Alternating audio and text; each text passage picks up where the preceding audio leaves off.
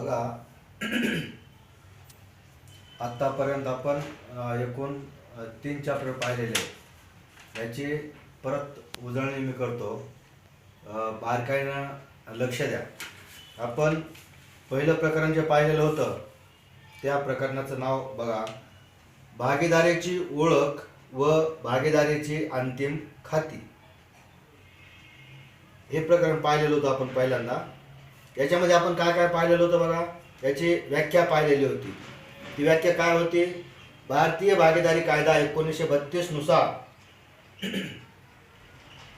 2 किंवा 2 पेक्षा जास्त व्यक्तींनी एकत्रित येऊन नफा कमवण्यासाठी जो व्यवसाय केला जातो त्या व्यवसाय प्रकाराला भागीदारी संस्था असे म्हणतात.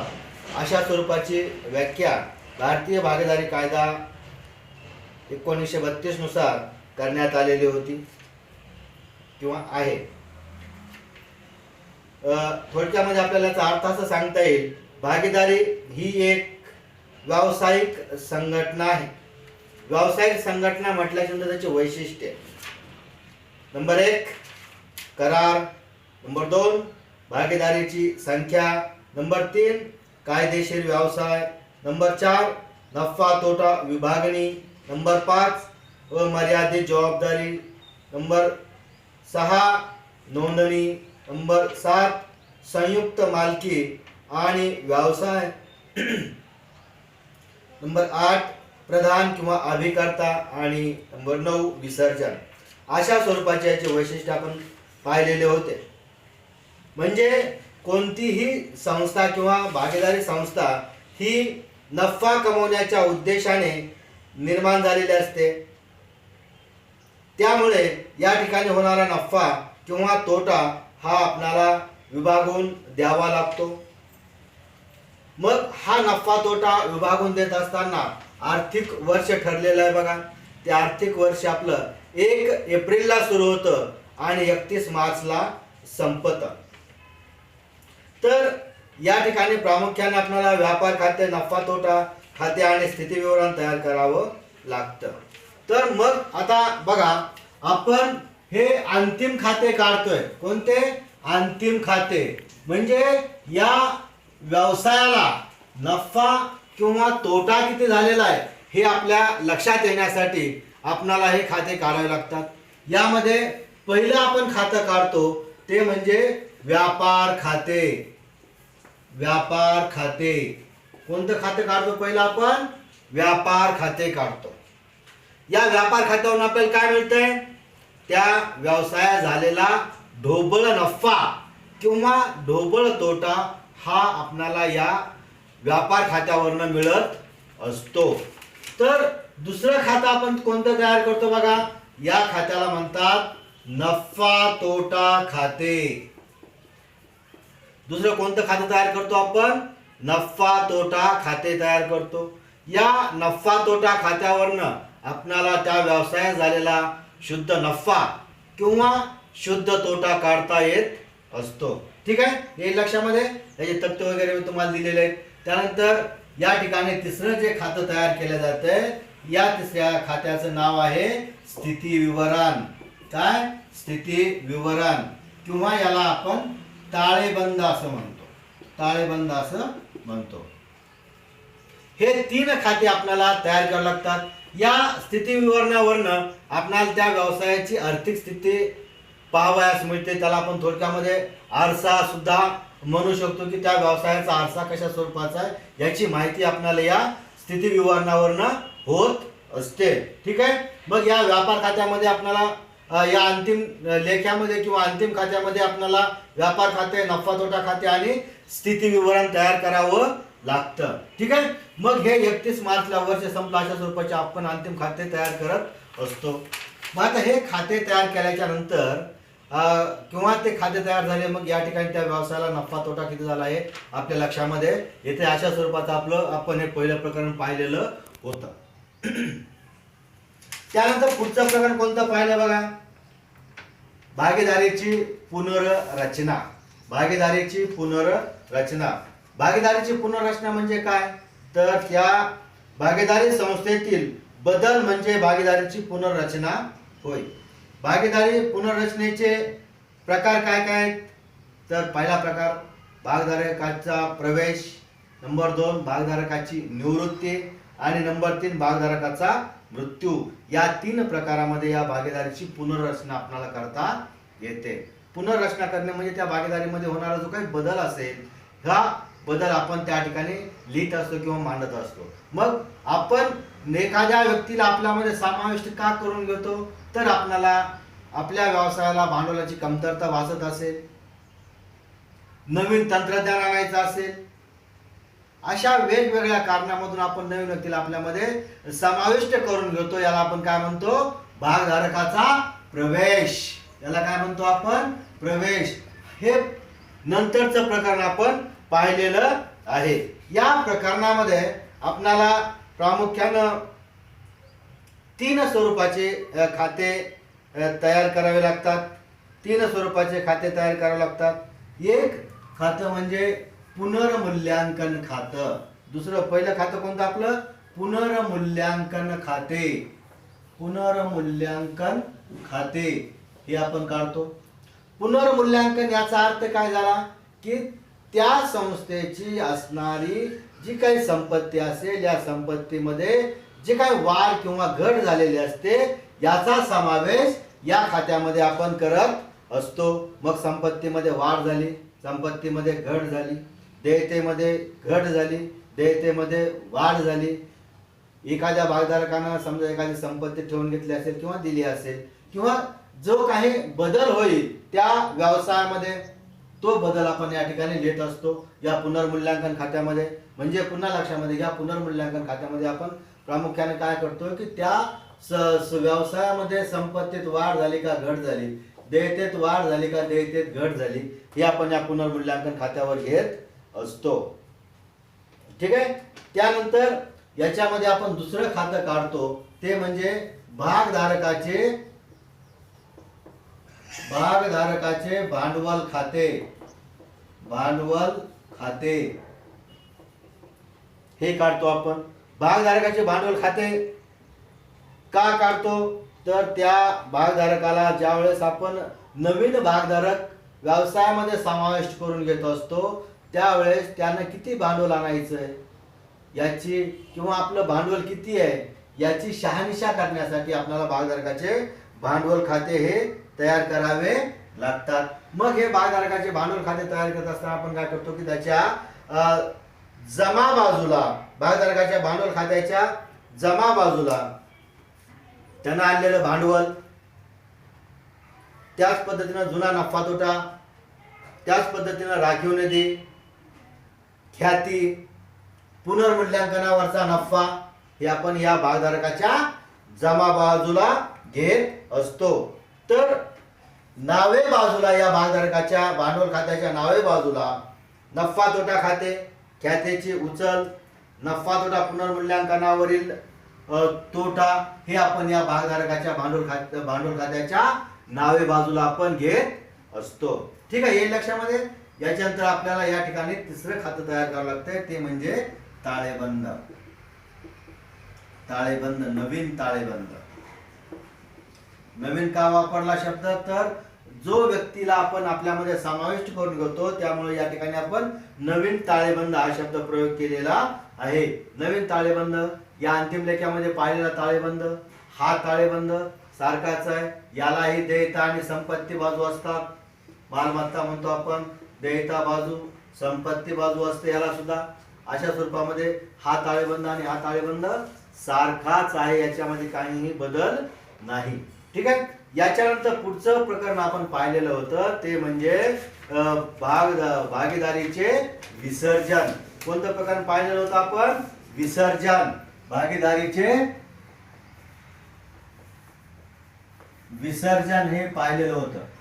ठीक आहे. हे पाहिलेलं आपण प्रकरण होतं. या प्रकरणाचे माहिती पाहत असताना सुद्धा माहिती आपण सुरुवातीला मी सांगितलेली होती, तरी पण आणखीन डबल सांगतोय बघा थोडक्यामध्ये. याची व्याख्या काय? तर भारतीय भागीदारी कायदा 1932 मधील कलम 39 नुसार भागीदारी संस्थेचे विसर्जन म्हणजे संस्थेचा सर्व भागीदारांमधील भागीदारीमधील भागधारकाचे विसर्जन होय. या भागधारकाचे विसर्जन करण्याचे कारणे काय काय ते सुद्धा आपण पाहिले, तरी पण थोडक्यामध्ये आढावा घेऊ. पहिल्यांदा नंबर 1 सांगता आपल्याला भागधारकाच्या इच्छेनुसार.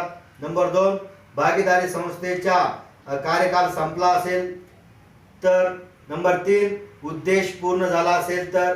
नंबर 4 एखादा भागीदार व्यवसाय संस्था सोडून जातो किंवा दिवाळखोर निघाला असेल तर.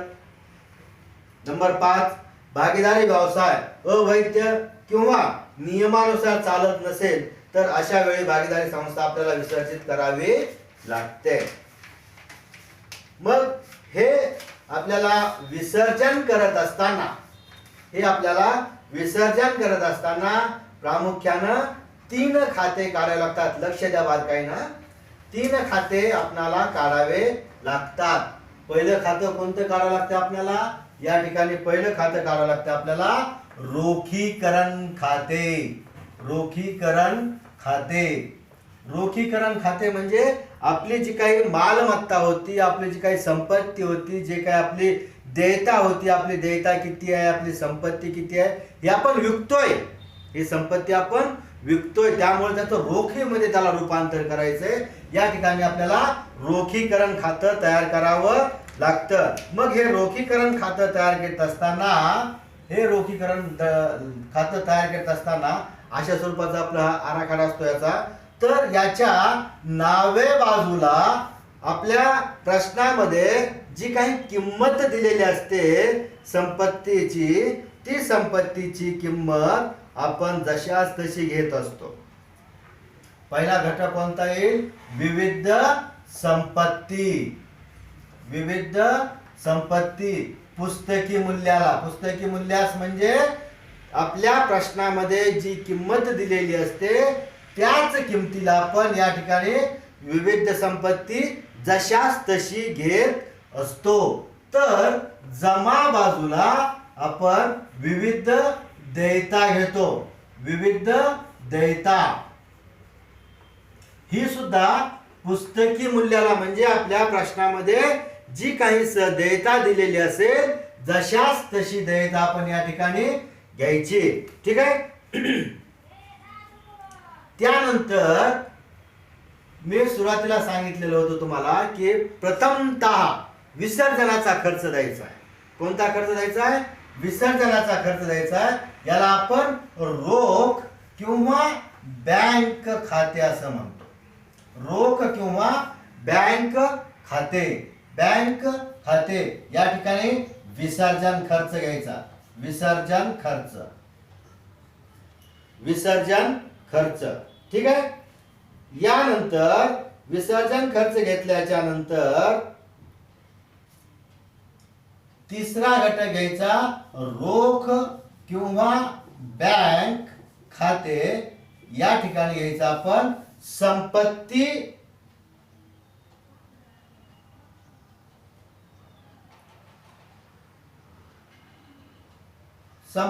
विकून आलेले पैसे.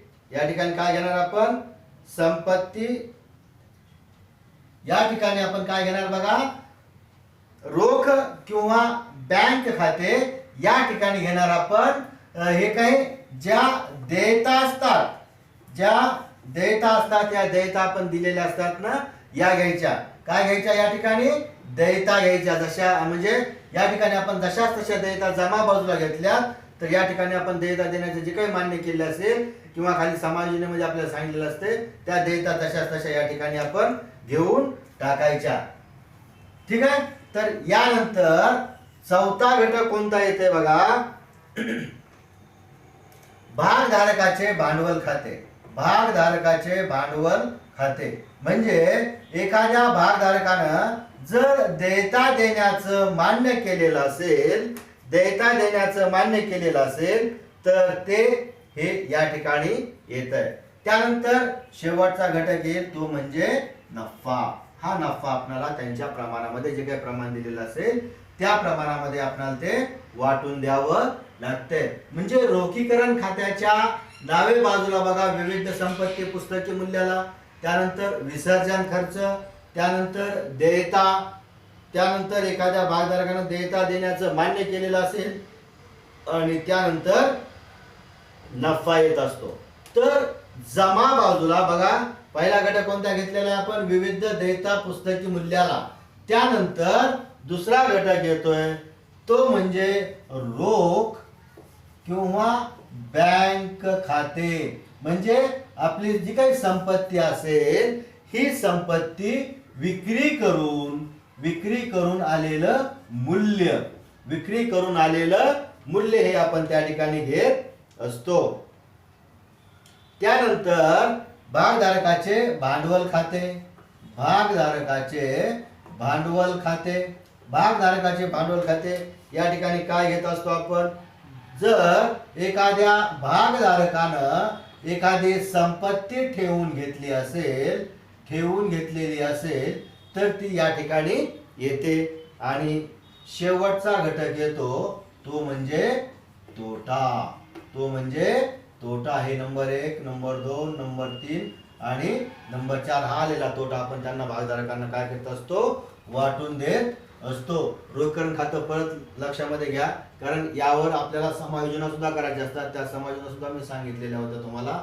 रोखीकरण खात्याच्या डाव्या बाजूला विविध संपत्ती पुस्तकी मूल्य लिहायचं, रोख किंवा बँक, भागधारकाचे भांडवल खाते आणि नफा. तर जमा बाजूला विविध देयता, संपत्ती विकून आलेले पैसे, भागधारकाने एखादी संपत्ती ठेवली असेल आणि तोटा. म्हणजे थोडक्यामध्ये प्रवेशाच्या वेळेस जसं मी तुम्हाला सांगितलं होतं अशा स्वरूपाचं एक गणित गुणाकाराचं चिन्ह लक्षामध्ये घ्या. याच्यामध्ये मूळ किमतीला संपत्ती, या ठिकाणी संपत्ती विकून आलेले पैसे, या ठिकाणी देयता जशाच तशा, या ठिकाणी देयता आपल्याला देणारे जे काय आपण देयता देतो ते, या ठिकाणी भागधारकाचे भांडवल खाते, त्यांना जर देयता देण्याचं मान्य केलेलं असेल तर, आणि नफा. तर जमा बाजूला भागधारकाचे भांडवल खाते, या ठिकाणी त्याने जर संपत्ती ठेवून घेतलेली असेल तर, आणि शेवटी येईल तो म्हणजे तोटा. अशा स्वरूपामध्ये विसर्जन खाते आपण तयार करत असतो. ठीक आहे, येईल लक्षामध्ये.